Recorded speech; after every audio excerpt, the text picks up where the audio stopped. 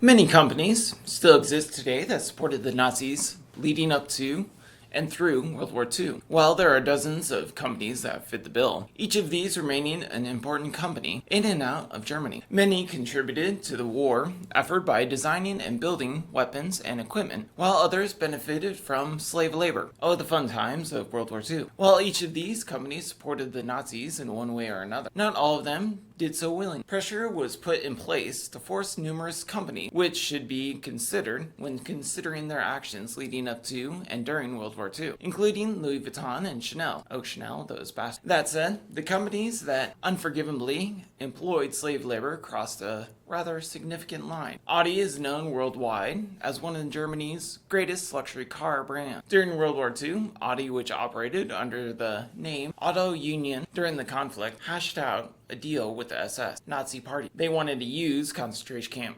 inmates for production. A report published in 2014 found that Audi used more than 3,700 enslaved workers taken from 7 labor camps operated by the SS. On top of the company's use of camp-based slave labor, Audi benefited from about additional 16,500 forced workers not taken from concentration camp. Another 18,000 worked in Bavaria, where some 4,500 people died, pulling from the company. Nearly 1/5 of Audi's employees during World War II consisted of concentration camp inmates, the majority of whom were basically Jewish descent. Additionally, anyone who was disabled or otherwise incapable of performing their duties was sent to concentration camps for execution. Audi responded to the revelation, admitting the moderation of leadership of the company was unaware of the full extent of its shameful past. The company established a fund in the early aughts of many years ago, compensating Nazi slave laborers and their descendants as well. Good on them. Porsche didn't come into existence until 1950,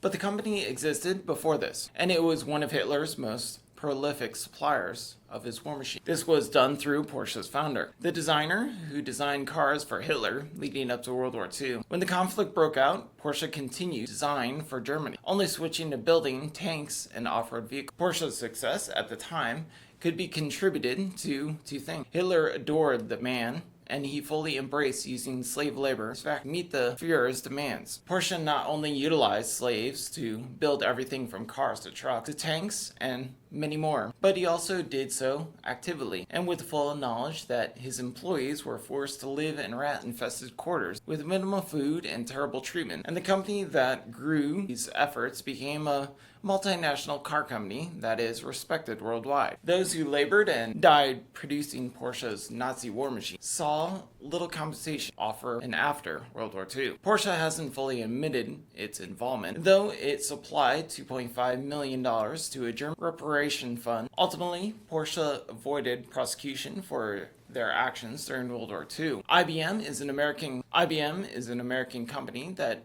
delved in computers leading up to during World War II. These computers were considerably amazing compared to whatever you were reading in the past, and they used punch cards for programming. In 1930, IBM sold 2,000 punch card machines to the Nazis, and the Nazi government used them to produce about 1.5 billion index cards. This was an amazing amount of early computing effort, and the Nazis didn't use it to keep track of bullets or ball bearings. Instead, they used the IBM computers to create cards to track and manage all of the people enslaved and executed during the Holocaust. These cards tracked Jews and other minority groups throughout Germany and Nazi-controlled parts of Europe, making the Nazi murder machine incredibly efficient. Nazis used their IBM death machine calculator to determine the number of Jews they could efficiently remove from ghettos. At the time, IBM's Polish subsidiary helped liquidize that nation's Jewish population, most certainly clean. Most people know that Volkswagen created the VW Beetle for Hitler, but the company also involved in the Nazi war effort. When the war broke out, Volkswagen switched to military production, which most companies did at the time. War production isn't why Volkswagen crossed numerous lines, though the action during World War II, when the Volkswagen's plant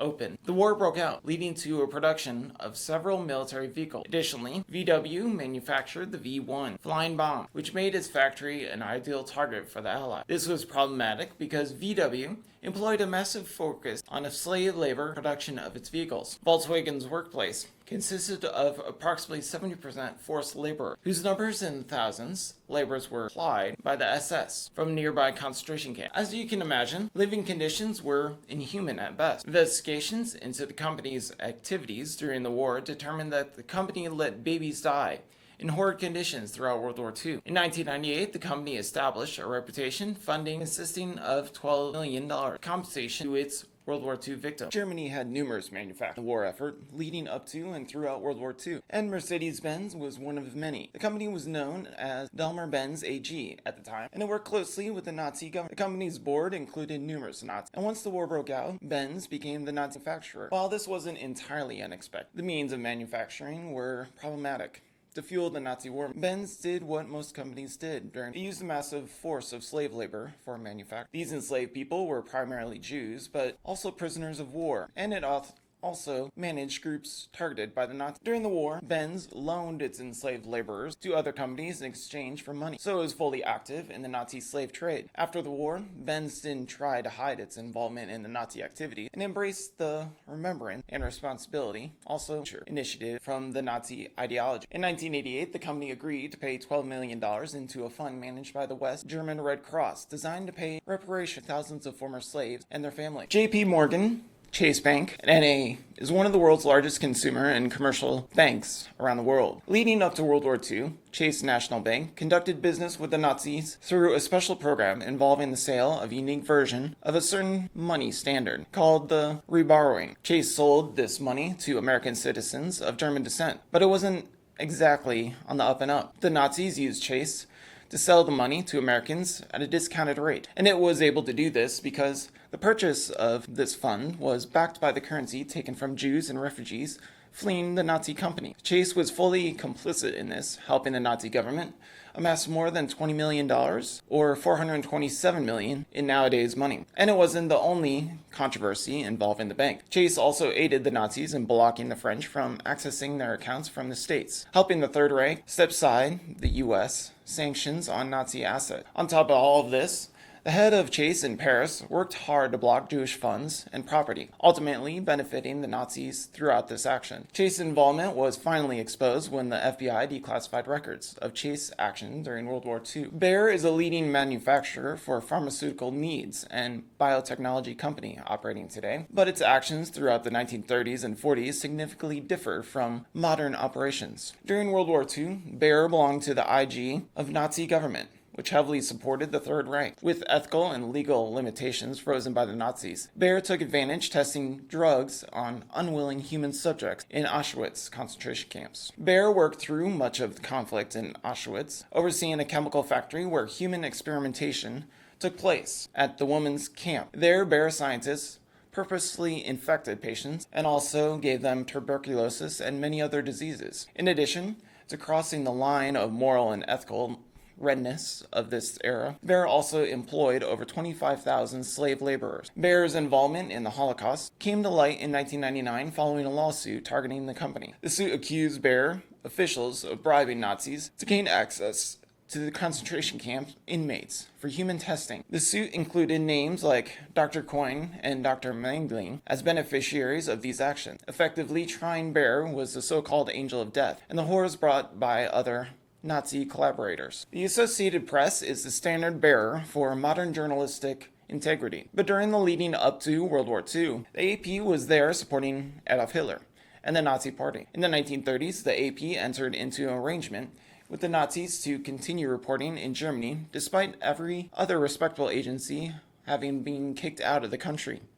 This made the AP the sole legitimate reporting agency in Hitler's Third Reich. The AP managed and maintained access establishment a mutual beneficiary arrangement with the Nazis. To accomplish this, the AP promised not to publish anything negative about the Nazis. One of the ways the AP managed this was by hiring pro-Nazi reporters and publishing Nazi propaganda. Some of the propaganda was negative toward Jews, of course, and filled with all manner of horrendous lies. When the news of the AP World War II activities came to light, a spokesperson told The Guardian AP rejects any notion that it deliberately collaborated with the Nazi regime. Of course they did. An accurate characterization in that the AP and other foreign news organizations were subject to intense pressure from the Nazi regime from the year of Hitler coming to power in 1932 until the AP's explosion from Germany in 1941. Deutsche Bank, or DB, is one of the largest commercial banks in the world, and it is primary money manager for Germans today. Leading up to and during World War II, DB was there to help the Nazis navigate to waters of international sanctions and defense spending. DB was fully intertwined with the Nazi government,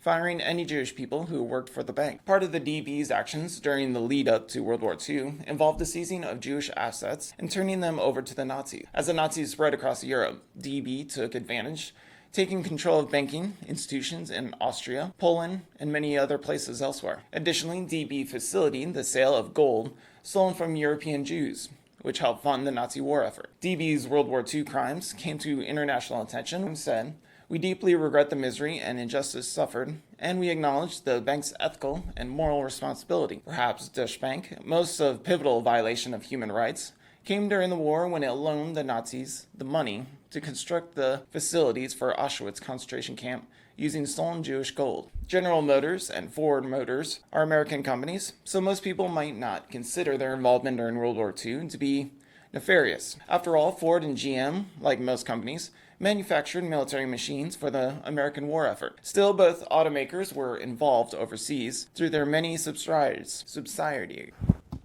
Still, both automakers were involved overseas through their many collaborations with other people, which controlled 70% of the German auto market in 1939. These other companies did what Ford and GM did for America, only they retooled their plans to support the local war effort, i.e., they built stuff for the Nazis. Not only did the other companies engage in war production, but they also did what many companies in Europe did at the time. They used a lot of slave labor for personal use. GM's fully operated subsidiary, Opel, built trucks, aircraft to use in the Nazi war effort. When the U.S. Army liberated these factories toward the end of the war, one report found that Ford's German branch served as a arsenal for Nazism, at least for military vehicles. The Army determined that the parent company, Ford, compensated and conflicted with the Nazi Party. Despite this, both companies insisted they lost control of their German plants in 1941 and denied any culpability. Sad to say the least, all these companies are intertwined with the Nazi government. What do you think of all these companies? Is there any company that I missed? Please let me know in the comments below. Thanks for the like, sub. If you have not, please give it a like. Thanks. Have a great one. Bye.